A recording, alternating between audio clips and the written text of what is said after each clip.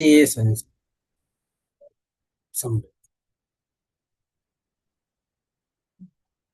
आज की इस शुभ वेला में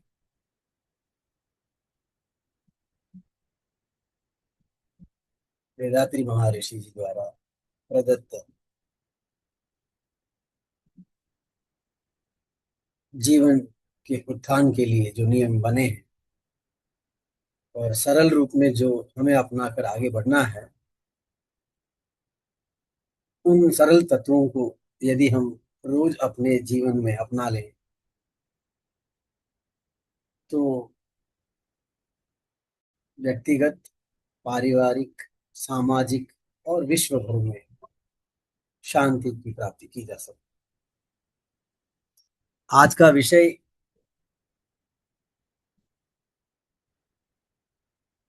पाप के निशान और उसका उन्मूलन। जहां तक भारतीय समाज का संदर्भ लें तो हर परिवार की मातृशक्ति अपने परिवार पे आने वाले सुख दुख को दूर करने के लिए पारिवारिक सदस्यों द्वारा किए गए कुछ गलत निर्णयों, कार्यों एवं कर्मों को दैविक शक्ति से दूर करने के लिए उस परमपिता परमेश्वर से प्रार्थना करती हैं और अपने पारिवारिक मंगल कामना के लिए व्रत, पूजा, जप, तप आदि के द्वारा समर्पित होकर पारिवारिक रक्षा एकमात्र शक्ति हमेशा करती रहती है। विभिन्न धार्मिक सिद्धांतों पर पाप का अर्थ अलग अलग है। भारतीय संदर्भ में इसका अर्थ अलग है, लेकिन साधारण रूप से पाप का शब्द अगर किसी ने सुना तो उसका प्रथम एक भाव भय, डर, सीमित या आक्रोश ऐसी चीजों में परिवर्तन होगा। लेकिन पाप का कर्म कोई जानबूझकर नहीं करता है और ये अपने कर्म इंद्रियों द्वारा जिस चीज से हम जुड़ते हैं, जिस चीज को अपनाते हैं, जिस चीज से लगाव रखते हैं, उससे स्वतः उसका प्रारब्ध आरंभ होता है।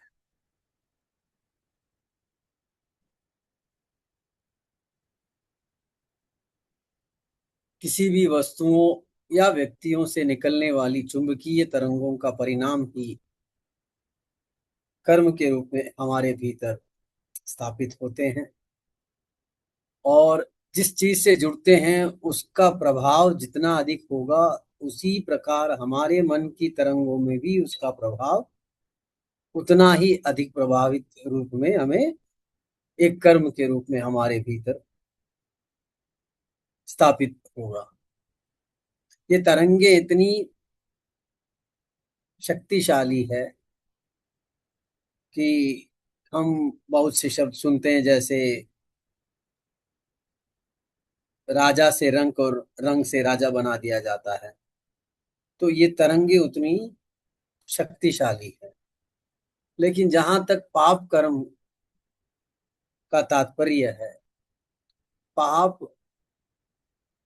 यानी एक नकारात्मक शक्ति, नकारात्मक विचार जो मन में किसी वस्तु या व्यक्ति को देखकर हमारे भीतर जो भाव जागृत होते हैं, वो चुंबकीय तरंगों के माध्यम से अपने इंद्रियों के साथ साथ वो अपने अनुवांशिक केंद्र में जाकर स्थापित हो जाते हैं।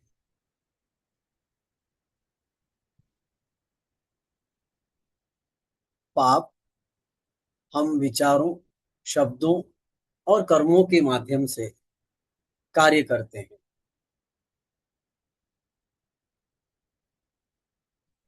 एक छोटा सा उदाहरण यहाँ पर हम देखेंगे। जब छोटा सा बच्चा जन्म लेता है तो वो अपने माँ से ज्यादा नजदीक होने के कारण माँ के उस भाव को वो पहचानता है। उन बच्चों में सिर्फ दो ही बातें होती है, भूख लगने पर रोना और एक संकेत देना कि मुझे भूख लगी है, ताकि माँ समझ जाए और उसकी आपूर्ति माँ कर सके। लेकिन जब यही चीज थोड़े से 6 महीने बाद हम देखेंगे, वो आवाज देने लगता है, कुछ बोलने लगता है, तो भावनात्मक रूप से वो शाब्दिक रूप में परिवर्तन होता है।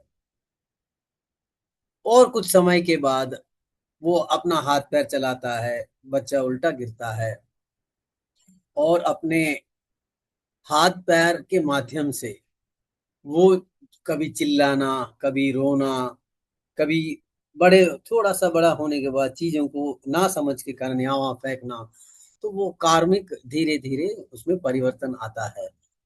लेकिन यहाँ पे सात्विक गुण हम देख सकते हैं।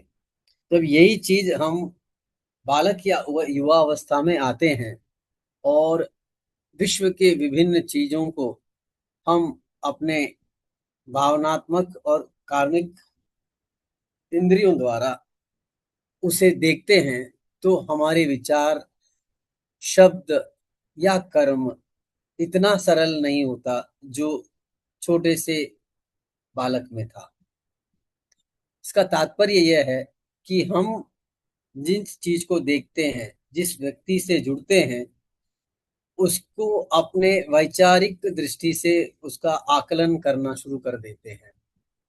यदि हमारे पक्ष में हो तो वो आनंद प्रदान करता है, यदि हमारे विपक्ष में हो वो दुख और दर्द देता है।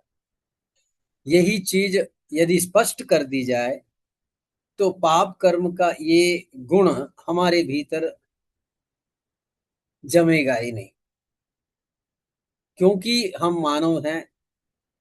मानव के जन्म से लेकर मृत्यु तक हर तरह के परिवर्तन, जो प्राकृतिक हो, सामाजिक हो, पारिवारिक हो, भौतिक हो, स्वयं हो, जहां जहां हम जा रहे हैं वहां के कारण जो परिवर्तन देखते हैं, उन सब का प्रभाव हमारे मन के भीतर पड़ता है।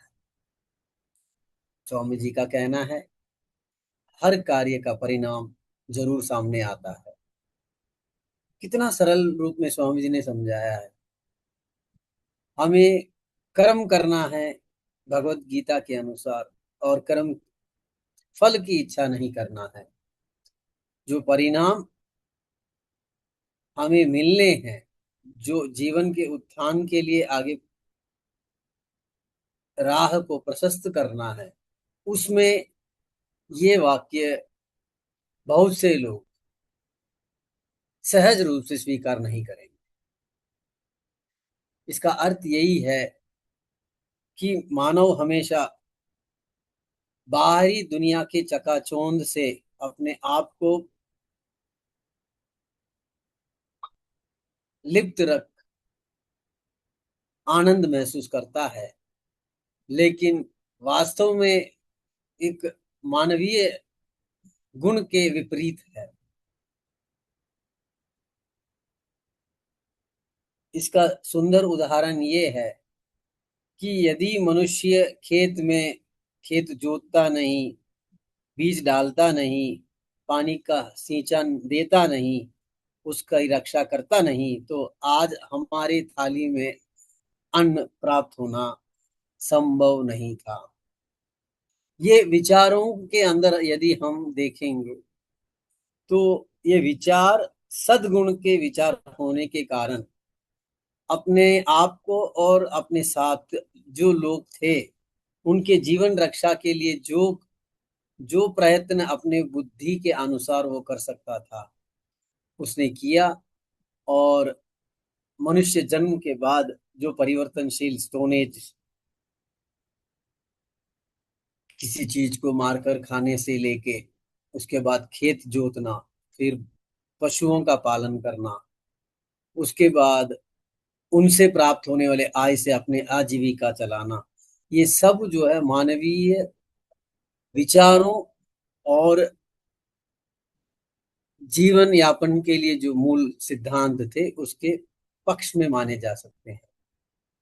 जैसे जैसे उसने अपने जीवन को आगे बढ़ाना शुरू किया, वैज्ञानिक रूप से अपने आप को सक्षम बनाना शुरू किया,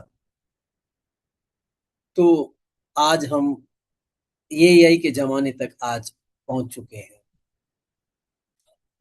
यदि परिणाम स्वयं या दूसरों को शारीरिक या मानसिक रूप से तुरंत या बाद में पीड़ा या दर्द लाता, तो कर्म पाप है। ये भी वाक्य इतना सुंदर है। जब हम आध्यात्मिक दृष्टि से और मानवीय गुण के अनुसार यदि इसका चिंतन करें, तो कोई भी व्यक्ति गलत कार्य करेगा ही नहीं। लेकिन ये शब्द सुनने में बहुत साधारण है, लेकिन उसको अपनाना, जीवन में उसे लाना, हर व्यक्ति में परिवर्तन आना, ये समय के कोक्ष में है जो हमें इंतजार करना पड़ेगा। दूसरी ओर महान कार्य या वे जो स्वयं या दूसरों के लिए अच्छा परिणाम लाते हैं, वे प्रत्येक कर्म और उसका परिणाम भी छाप छोड़ते हैं। चाहे आप अच्छा करें या बुरा करें, उसके गुण हमारे भीतर छाप या कर्म के रूप में स्थापित होंगे। छाप माने कर्म की आदतों में बदलाव लाया जा सकता है, जिसके द्वारा कार्यों को दोहराया जाता है और उसके बाद सुख या दर्द हमें प्राप्त होता है। तो यदि हम अपने आप को परिवर्तन करना चाहते हैं, तो हम अपने सत्कर्मों के कारण उसमें परिवर्तन ला सकते हैं। जो गुण हमें पाप लगते हैं, उसको सत्कर्मों के द्वारा, अंग्रेजी का शब्द है रिप्लेस, कर सकते हैं।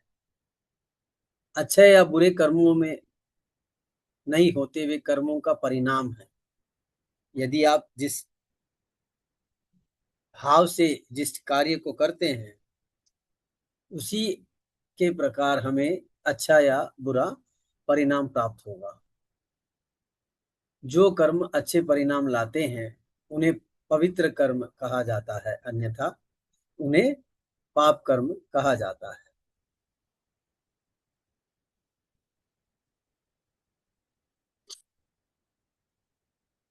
कर्म और छाप क्या है? शरीर की कोशिकाएं या संवेदी अंग कार्रवाई में छाप या कर्म, मस्तिष्क की कोशिकाओं में विचारों के रूप में छाप कर्म स्थापित होते हैं। बायोमैग्नेटिज्म के रूप में प्रतिक्रिया के निशान स्थापित होते हैं। जीवन ऊर्जा में सूक्ष्म छाप होती है और अनुवांशिक केंद्र में गुणात्मक छाप स्थापित होते हैं, और सार्वभौमिक चुंबकत्व सामाजिक छाप उसमें स्थापित होती है। तो जिस जिस चीज से हम जैसे जैसे जुड़ते हैं, उसी के अनुसार हमारे शरीर में ये छाप या कर्म हमारे भीतर पाप या पुण्य के रूप में आनंद या दुख प्रदान करती है। धारणाएं इंद्रिय अंगों के माध्यम से भी की जाती है। संवेदी धारणाएं जन्म लेती हैं, जैसे सुख, दर्द, शांति और परमानंद। आनंद, अनुभव और परिणाम उसके कर्म के अनुसार जन्म लेते हैं। छाप या कर्म जो उत्पादन करने के लिए विस्तारित होते हैं, वो हैं विचार, विचार से भावनाएं, भावना से आंतरिक दर्शन, और उसके प्रकार जो है हम यह भी जानते हैं कि संचित कर्मा वंशानुगत छाप है, जिसे हम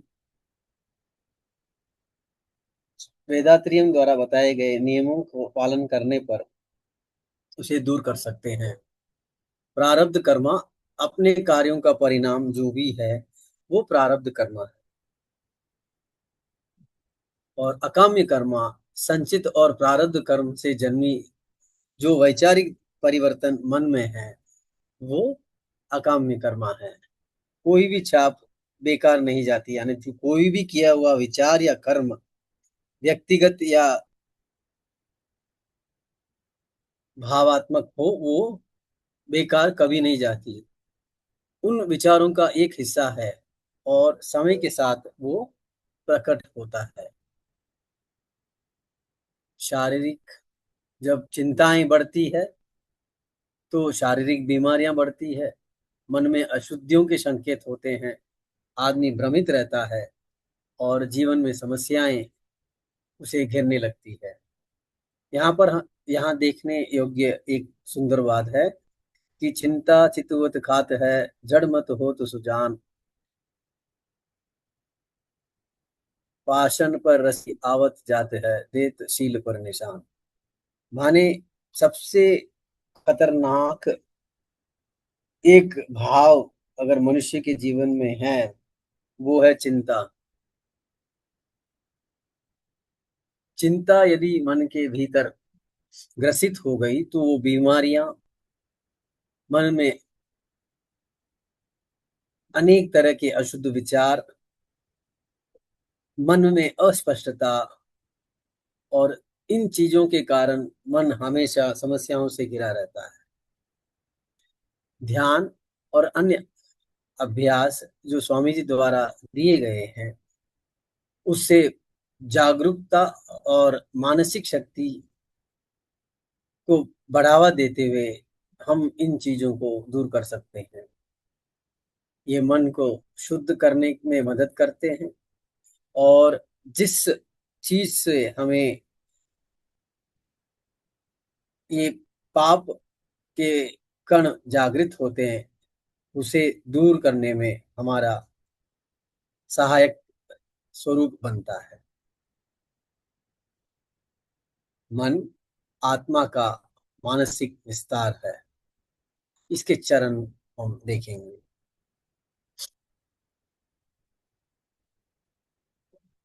इंद्रियों के अंग में यदि छाप हो वो सचेत मन है।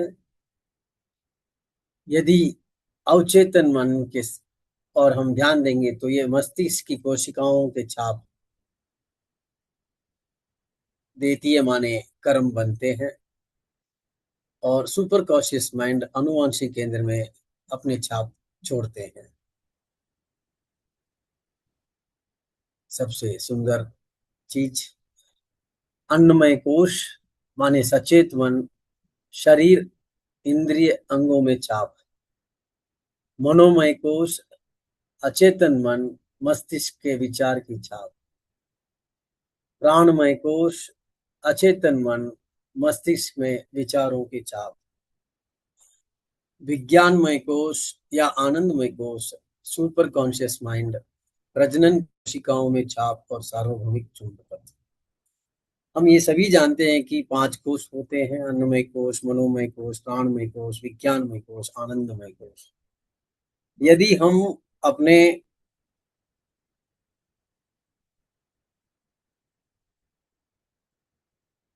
बाह्य तत्वों से जुड़कर कॉन्शियस विचार से जो भी व्यक्ति या चीजों से जुड़ते हैं वो हमारे भीतर इंद्रियों के द्वारा कर्म के रूप में स्थापित होते हैं।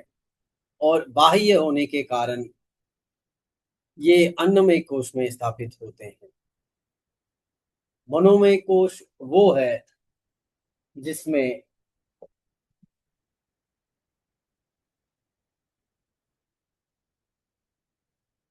हम अपने इंद्रियों द्वारा इच्छा, क्रोध, लगाव, अनैतिक संबंधों में विचार, छोटा बड़ा ऐसे विचार, और किसी के प्रति बदला लेने के जो विचार हैं, ये हमारे मन में स्थापित होते हैं, जो मनोमय कोश में हमारे मस्तिष्क में स्थापित किए जाते हैं।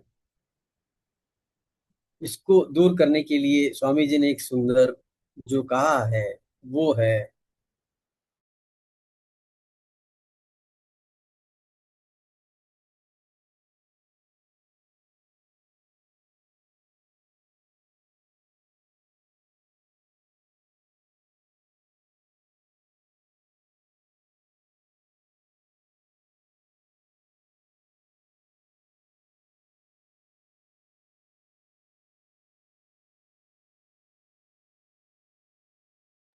वर्ल्ड का बड़ा मॉडल।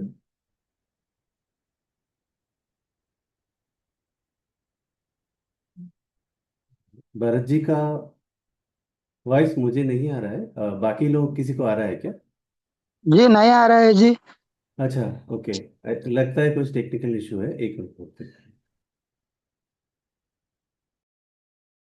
कोशों के बाद मन के चरण में कोशों पर विचार करते हुए पांच कोश माने गए हैं: अन्नमय कोश, मनोमय कोश, प्राणमय कोश, विज्ञानमय कोश, आनंदमय कोश। अन्नमय कोश साधारण रूप से किसी बंदे को बताया जाए, वो कहेगा कि खाना है, अन्न माने खाना है। खाना क्या है?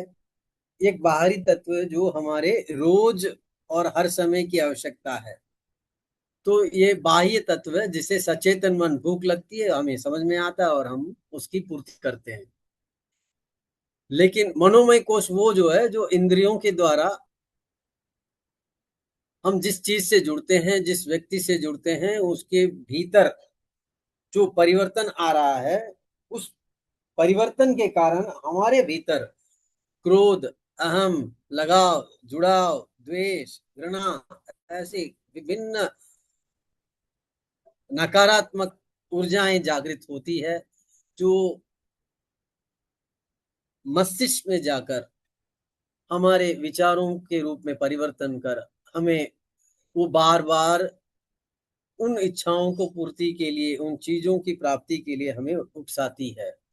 तो स्वामी जी ने यहाँ पे एक सुंदर ध्यान हम लोगों को दिया है, जिसे हम तुरिया ध्यान कहते हैं। तो तुरिया ध्यान के द्वारा हम मनोमय कोश में ऐसे जो पाप कर्म हैं, उसको हम दूर कर सकते हैं। प्राणमय कोश वो भी सूक्ष्म और अचेतन मन से है, लेकिन उसका तात्पर्य उन चीजों से है जो हम इंद्रियों के वश से मुक्त होकर मन और परमात्मा से जुड़े हुए, आत्मा और परमात्मा के उस भाव को समझने की जो गहराई और ज्ञान प्राप्त करते हैं, उसे प्राणमय कोश कहते हैं। विज्ञानमय कोश के द्वारा हम प्रजनन कोशिकाओं में स्थापित उन कर्मों को दूर किया जा सकता है, जो सर्वत्र विद्यमान है, जो सर्वत्र सत्य है और सर्वत्र विश्व कल्याण की कामना करती है, और हमेशा आनंद की ओर हमें ले चलती है।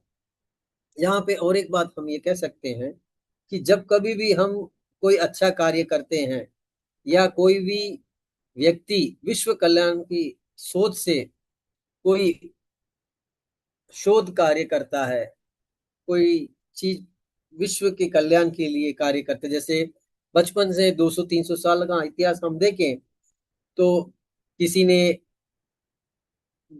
बल्ब बनाया, किसी ने बिजली बनाई, किसी ने टेलीफोन बनाया, किसी ने मोबाइल बनाया, किसी ने टीवी बनाया, किसी ने लैपटॉप बनाया, कंप्यूटर बनाया। आज ये ही बन रहा है, आगे जाके और भी कुछ आ सकते हैं। तो ये एक तरफ से विश्व के कल्याण के लिए होने के बावजूद भी, अगर इसमें उसके भीतर छिपी हुई कुछ नकारात्मक ऊर्जाएं हैं, जो विश्व के विनाश का कार्य कर रही है, जो रशिया और यूक्रेन में चल रहा है, ये जो है ये नकारात्मक ऊर्जा पैदा कर रही है, जिसे हम पाप कण कह सकते हैं। आनंदमय कोश में जब व्यक्ति रहता है तो उसे आकाशिक तत्व और मन में छिपे उसी तत्व को समझने में और उसी स्थिति में रहने में उसको आनंद की प्राप्ति होती है। मन किसी भी चीज से भ्रमित ना होकर हमेशा उत्सचित आनंद के उस संपूर्ण तत्व के विद्यमानता की अनुभवशीलन प्रक्रिया को समझकर हमेशा विश्व कल्याण के लिए, दूसरों के दुख को दूर करने के लिए और अपने जीवन में किसी भी चीज से लिप्त ना होने की वो भावना, संप्रभुता की भावना जो है उसके मन में जागृत हो जाती है। व्यक्तिगत रूप से देखा जाए तो अकाम्य कर्मा उनके संचित कर्मा और प्रारब्ध कर्मा का परिणाम उसका आधार बनता है। यह प्रकृति का नियम है कि हर कर्म अपने गुण के अनुरूप परिणाम उत्पन्न करता है। इसका मतलब है कि किसी के कार्यों को बदलने से नए छाप बनने की संभावना है। यह पाप के निशानों को अच्छे निशानों के से बदलने का एक निश्चित तरीका है। ये प्रायश्चित के रूप में, सुपर इम्पोजिशन के रूप में, अपव्यय के रूप में किया जा सकता है। प्रायश्चित वो स्थिति है जिसमें पहले के बुरे लोगों के प्रभावों को कम करने के लिए अच्छे कर्म किए जाते हैं। किसी भूखे को खाना खिला देना वो भी एक एक अच्छा कर्म, बुरे कर्म को हटाने की एक प्रक्रिया है। किसी को हमारे कार्य से आहत करने पर उसे सांत्वना देना, किसी ने हमें तकलीफ दी है तो उनका साथ देना, किसी का हमने नुकसान कर दिया तो उसका मुआवजा भरना, क्षमा मांगना, ये सब चीजें जो है सुपर इम्पोजिशन की है।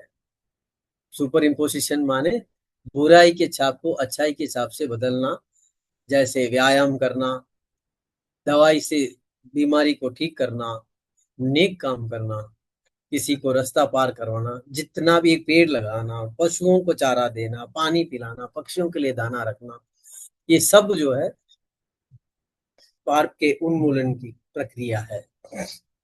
व्यय एक्सपेंडिचर, अपव्यय कोई भी कार्य किया हुआ महान कार्य परमात्मा के साथ प्रकृति के नियमों के बारे में पूरी तरह से अवगत होकर करना कि जो भी कार्य कर रहा हूं वर्तमान में या भविष्य में किसी के शरीर या प्राण को दुख नहीं देगा।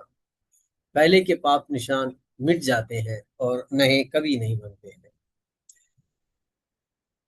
तिरुकुरल जी के अनुसार अंधेरे भ्रम के दोहरे कर्म उन लोगों को प्रभावित नहीं करेंगे जो ईश्वर की स्तुति में सार्थक आनंद लेते हैं। जो भी काम ईश्वरीय स्वरूप होकर किया जाता है वो हमेशा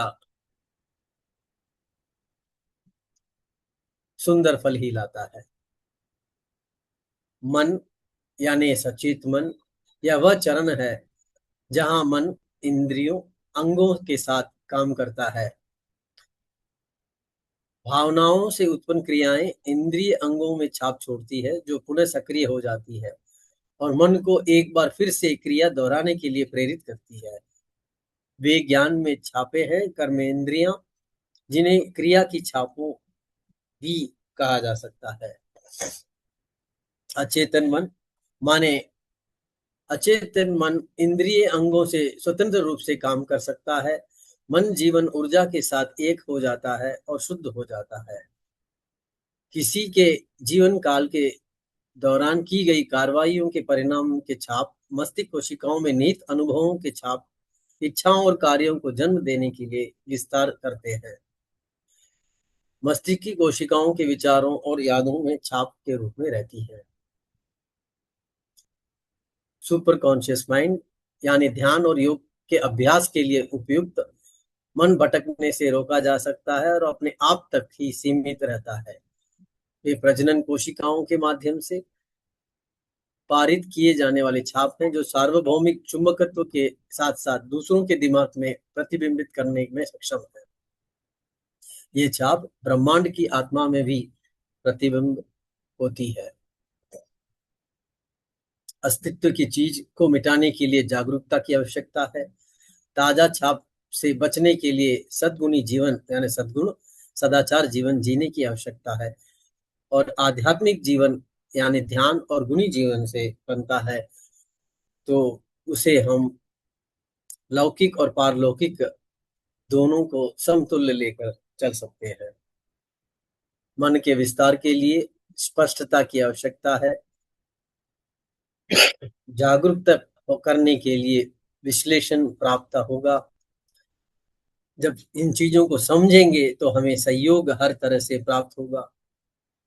और महानुभावता यानी रचनात्मक गतिविधियों में हमारी संपूर्ण सृष्टि और ब्रह्मांड और उस विश्व परम पिता परमेश्वर का साथ मिलेगा।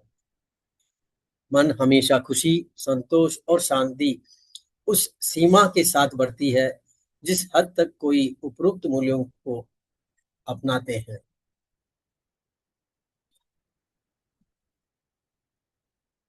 लेकिन हम लोग ये जानते हैं कि यदि हमारे भीतर लालच है तो उसे हम संतृप्त के माध्यम से समाधान प्राप्त कर सकते हैं।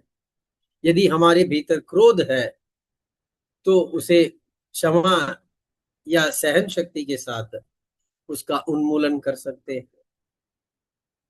यदि हमारे अंदर कंजूसी का भाव हो उसे दान के रूप में परिवर्तन कर हम आनंद की प्राप्ति प्राप्त कर सकते हैं। हमारे मन में यदि किसी के प्रति अनैतिक भाव हो उसे हम एक सुंदर वैवाहिक जीवन के माध्यम से उसे स- समाधान कर सकते हैं। यदि हमें ऊंच नीच की भावनाएं मन में हो तो उसे हम सब समान हैं, ईश्वरीय शक्ति हर जीव में उपलब्ध है उसके रूप में हम देख सकते हैं। अंत में हम यह कह सकते हैं कि यदि बदलाव की भावना किसी के प्रति हो उसे हम क्षमा के रूप में देखते हुए अपने कार्यों को, अपने जीवन को सुंदर बना सकते हैं। इन्हीं शब्दों के साथ मैं अपने वाणी को विराम देता हूँ। और सभी को धन्यवाद। वार्खवैयगम, वार्खवैयगम, वार्खवम। जिये संसार, जिये सब। வாழ்க வளமுடன். ஜெய் சந்திரன்.